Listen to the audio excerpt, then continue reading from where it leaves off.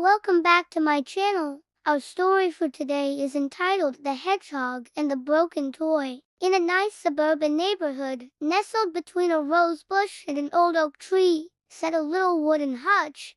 It was painted a cheerful red and had two large glass windows with shutters just like a house. But this wasn't just any ordinary hutch. It was the home of a pet hedgehog named Penny. Now Penny was no ordinary hedgehog either. Sure, she had prickly quills and loved to curl up into a tight ball when she felt scared or uncomfortable, just like any other hedgehog. But what made Penny special was her unwavering determination and spirit of adventure. Oh, and also the fact that she was best friends with a little girl named Emma who lived in the house nearby. Emma and her parents had found Penny as a tiny hoglet, all alone and crying in the middle of their backyard one spring evening. They had fallen in love with her instantly and welcomed her into their home, providing her with a warm bed, plenty of food, and most importantly, lots of love. Penny thrived in her new environment and soon became a cherished member of the family.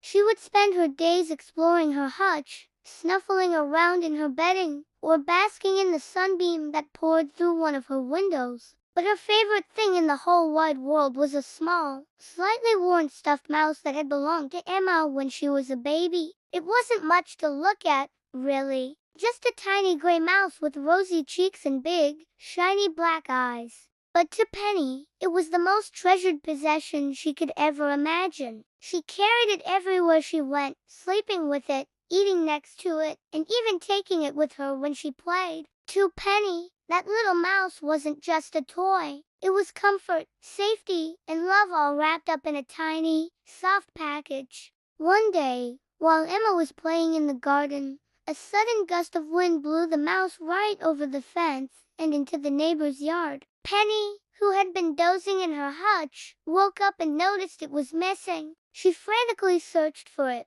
snuffling under her bed and behind her food bowl, but it was nowhere to be found. When Emma came to collect Penny for some cuddles, she noticed that the little mouse was also missing. The two of them searched the whole yard, calling out for the toy, but it was no use. The wind had been strong that day and the mouse was nowhere to be seen. Emma felt terrible. She had promised to take care of Penny and somehow the mouse had gotten away. But there was nothing they could do now. It was too late in the day to go looking in the neighbor's yard, and it would be dangerous for a little girl to be out after dark anyway. So they went inside, leaving the gate open, and the next morning, first thing, before the sun had even woken up, Emma was out in the garden, searching for the lost toy. But it was no use. The mouse was gone. Days turned into weeks and Emma began to lose hope that she would ever see the little mouse again. Penny, too, seemed less playful than usual. She missed her friend.